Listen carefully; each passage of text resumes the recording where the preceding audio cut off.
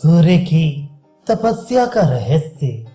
वृद्धवल ने कहा, गुरुदेव, यदि सूर्य सनातन देवता हैं, तो उन्होंने साधारण मनुष्यों की भांति किस बात के लिए तपश्चर्या की?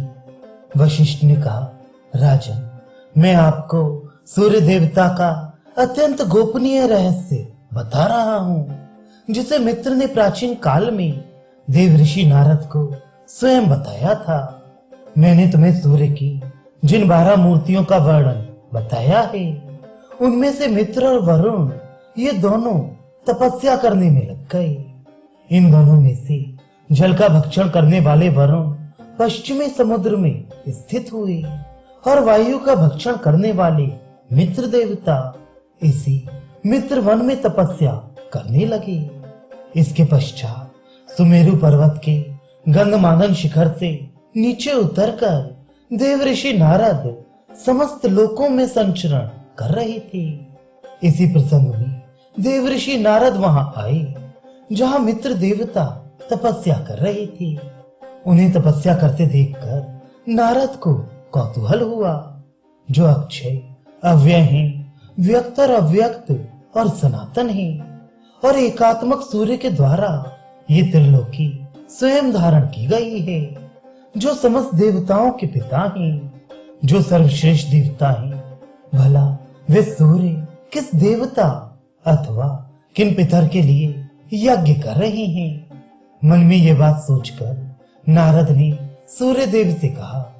नारद बोले, वेदों में और सांगोपांग पुराणों में जिसका गुणगान होता है, ऐसे आप अजन्मा, शाश्वत, धाता, महाभूत और सर्वश्रेष्ठ हैं।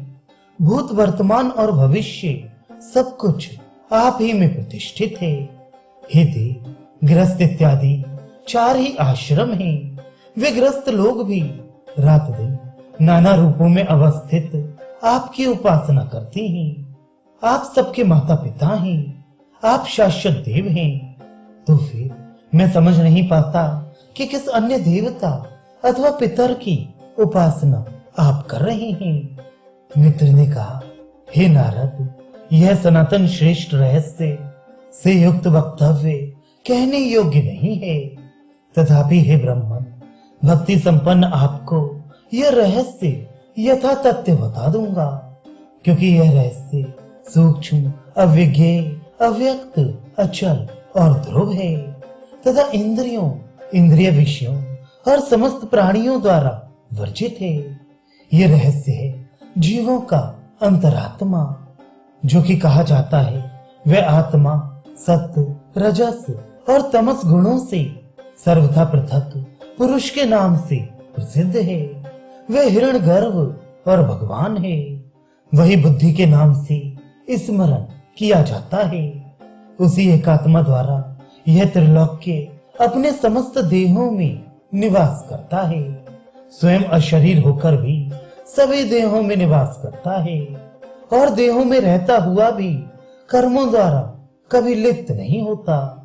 हमारी, तुम्हारी और भी जो अन्य प्राणधारी जीव हैं, उन सबका साक्षी हो वह अंतरात्मा किसी द्वारा कहीं भी पकड़ में नहीं आता है।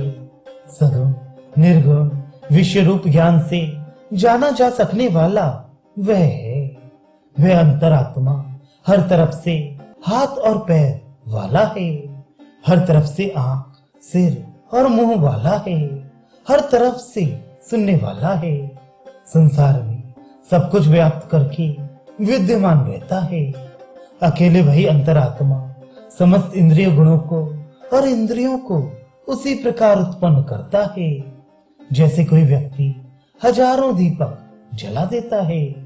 जब वह अंतरात्मा किसी व्यक्ति को ज्ञात हो जाता है, तो वह मनुष्य मुक्त हो जाता है। प्रलय वेला में वह एक रूप वाला और सृष्टि वेला में बहुसंख्यक हो जाता है।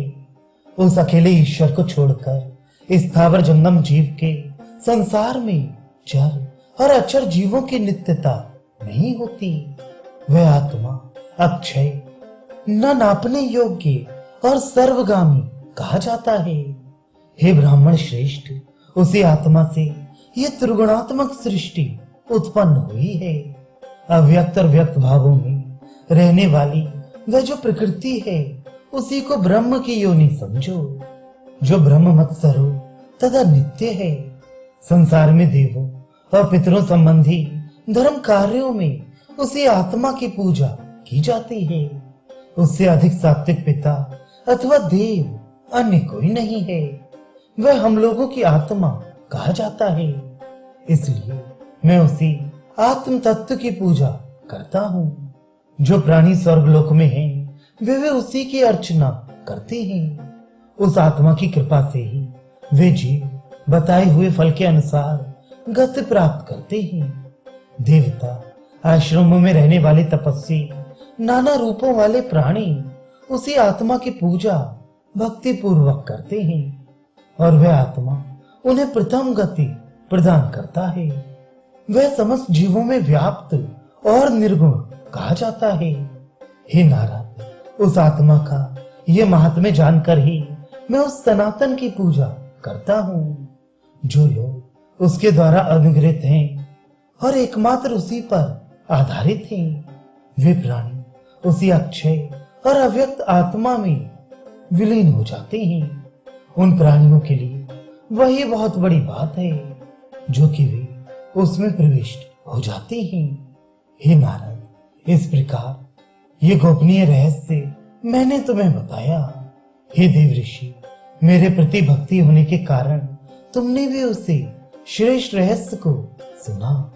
जिन देवताओं और मुनियों द्वारा ही ये पुराण स्मरण किए जाता है, वे सब परमात्मा सूर्य की पूजा करते हैं। ऋषियों द्वारा कहा हुआ ये आख्यान जो मैंने तुमसे कहा, इसे किसी भी रूप में सूर्य के भक्त के अतिरिक्त और किसी को नहीं बताना चाहिए। जो मनुष्य इस तथ्य को निरंतर सुनाता है अथवा जो सुनता है, वह मृत्यु के बाद सहस्त्रों किरणें वाली सूर्य में विलीन हो जाता है। इसमें कोई संशय नहीं है। हे मुनिवर, इस कथा को सुनकर आर्तजन रोग से मुक्त हो जाता है और जिज्ञासु व्यक्ति ज्ञान तथा मनचाही गत को प्राप्त करता है। कल्याण मार्ग पर चलने वाले व्यक्ति के लिए जो इसका पाठ करता है, वह जो भी कामना करता है उसे निश्चय ही प्राप्त करता है। वशिष्ठ ने कहा, राजन, इस प्रकार महात्मा नारद ने यह रहस्य मुझे बताया था और मैंने भी सूर्य के प्रति भक्ति होने के कारण तुम्हें बताया।